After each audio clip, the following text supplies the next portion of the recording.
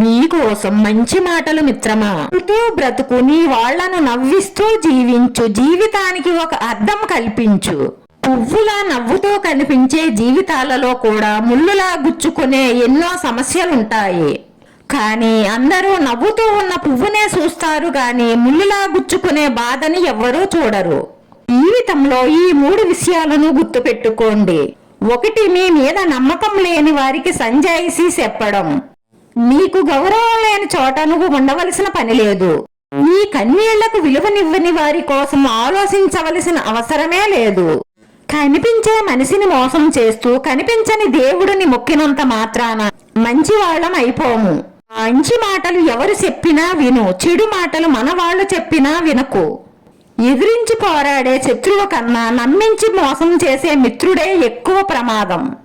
మనం చెప్పేది అబద్ధమైతే నిరంతరం దానిని మనం కాపాడుతూ ఉండాలి. అదే మనం చెప్పింది నిజమైతే అదే మనల్ని కాపాడుతుంది. అద్భుతమైన చిత్రం కూడా చిన్న గీతతోనే మొదలవుతుంది. ఎంత పెద్ద కట్టడమైనా చిన్న ఇటుకతోనే ప్రారంభమవుతుంది. కాబట్టి నిస్పృహకు లోను కాకుండా చేసే పనిపై శ్రద్ధ పెట్టండి. తప్పకుండా ఒక రోజు మీరు అనుకున్నది సాధించి తీరుతారు. నీకోసం ఏడ్చేవారుంటే నీ అదృష్టంగా భావించు. నిన్ను చూసి ఏడ్చేవారుంటే వారిలో లేని గొప్పతనం నీలో ఉందని సంతోషించు. మర్యాద ఇవ్వని వారి ఇంటికి వెళ్లకు. విలువ ఇవ్వని వారితో మాట్లాడకు. ఓరు అదుపులో లేని వారితో ఏమీ చెప్పకు. నీ స్థాయి చూసే వారిని నీ ఇంటికి పిలవకు. సమస్య సృష్టించాలనుకునేవారు సమయం కోసం వేచి చూస్తారు. సమాధానం కావాలనుకున్నవారు సహనంతో ఎదురు చూస్తారు. ఈ లోకంలో అత్యంత కష్టమైన పని నీ తప్పును నువ్వు తెలుసుకోవడం. అత్యంత సులువైన పని ఇతరులు చేసే తప్పులను వేలెత్తి చూపడం. మీ ప్రయత్నాన్ని వదులుకోకూడదు. సమస్య మిమ్మల్ని ఓడించే అవకాశాన్ని ఇవ్వకూడదు. దేవుడు మందిరాల్లో ఉంటాడో లేదో తెలియదు కానీ చేసే మంచిలో మాత్రం దేవుడు తప్పకుండా ఉంటాడు. పాపాలు చేసి దీపాలు పెడితే దేవుడు కరుణిస్తాడా? ఒకవేళ దేవుడు కరుణించినా కర్మ కనుకరించదు. మనిషికి మనీ మాత్రమే ముఖ్యం కాదు, మనశ్శాంతి ముఖ్యం. మనశ్శాంతి లేని జీవితానికి ఎంత డబ్బు ఉన్నా వృధానే. తల్లిదండ్రుల నీడలో ఉన్నంత వరకు తెలియదు బాధ్యత అంటే ఏమిటో. చదువు అయిపోయేదాకా తెలియదు సమాజం అంటే ఏమిటో. కష్టం లోతు తెలిసేదాకా తెలియదు జీవితం అంటే ఏమిటో.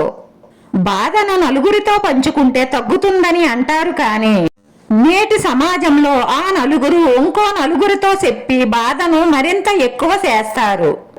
ఒక్కసారి అపార్థంతో దూరమైన బంధాన్ని మళ్ళీ చేరుకోగలం కానీ పదే పదే దూరంగా విసిరేస్తున్న బంధాన్ని ఎప్పటికీ చేరుకోలేము. ఎందుకంటే గుండెకి ఎన్ని గాయాలయ్యాయో బాధపరుస్తున్న మనసుకు తెలుసు. పరిస్థితులతో పోల్చుకోవడం, పగిలిన అద్దంలో ముఖం చూసుకోవడం రెండూ ఒక్కటే. ఆ రెండూ నిన్ను తక్కువ చేసి చూపిస్తాయి. గర్భంలో ఉన్న శిశువు కూడా రోజు రోజుకు ఎదగడానికి, తల్లి గర్భం నుంచి బయటకు రావడానికి విశ్వ ప్రయత్నం చేస్తుంది. కానీ బయట ఉన్న మనిషి మాత్రం అసూయ ద్వేషాలతో నిండి వాటి నుంచి బయటపడలేకపోతున్నాడు. ఎదుటివారి ఆలోచనలను గౌరవించకపోయినా పర్వాలేదు కానీ వెటకారం మాత్రం చెయ్యకండి. ప్రతి ఒక్కరిలోనూ ఏదో ఒక గొప్పతనం ఉంటుంది. మనకు దానిని చూసే గుణం ఉండాలి. అభినందించే మంచి మనసు కూడా ఉండాలి. ఒక పుస్తకం రాయడం పూర్తయ్యాక మళ్ళీ తిరిగి అదే పుస్తకంలో ఎలాగైతే రాయలేమో అలాగే జీవితం చివరి అంకంలో మళ్ళీ జీవితాన్ని తిరిగి పొందలేము. అందుకే మీ జీవితం అనే పుస్తకమును అందంగా తీర్చిదిద్దుకోవడానికి మీ పూర్తి ప్రయత్నం చెయ్యండి. మనం నమ్మిన వాళ్ళు మన ముందు నుంచి గుణపాలతో గుచ్చినా భరించగలం కానీ వెనుక నుంచి పొడిచే వెన్నుపోటును భరించలేము. స్వర్గం అంటే ప్రశాంతమైన మనస్సు, నరకం అంటే ప్రశాంతత లేని మనస్సు. స్వర్గం నరకం ఎక్కడో లేవు, మన మనసులోనే ఉంటాయి. జీవితంలో వచ్చే ప్రతి సమస్యను ఒక ఆటగా తీసుకుని పరిష్కరించుకోవాలి. గెలిస్తే ఆనందం వస్తుంది, ఓడితే అనుభవం వస్తుంది. గెలుపు గమ్యానికి పునాది వేస్తే ఓటమి తెలుసుకోవడానికి, గెలుచుకోవడానికి పునాది వేస్తుంది. పట్టుకున్న దాన్ని విడిచిపెట్టకు. విడిచిపెట్టే ఉద్దేశం ఉన్నప్పుడు పట్టుకోకు. అది ఏ బంధమైనా సరే. మీ విలువైన సమయాన్ని మీతో టైం పాస్ చేసే వారితో కాదు, మీరంటే ఇష్టమైన వారితో టైం గడపండి. ఎందుకంటే వారిని కోల్పోతే మళ్ళీ తిరిగి పొందలేం కాబట్టి. ప్రతి హృదయానికి బాధ ఉంటుంది, కానీ అది చూపించే విధానమే వేరుగా ఉంటుంది. కొందరు కళ్ళతో దాచిపెడితే కొందరు నవ్వులో దాచిపెడతారు. మీకు అవసరం లేని వస్తువులను కొంటూ పోతే కొద్ది రోజులలోనే మీకు అవసరమైన వస్తువులను అమ్ముకునే పరిస్థితి నెలకొంటుంది.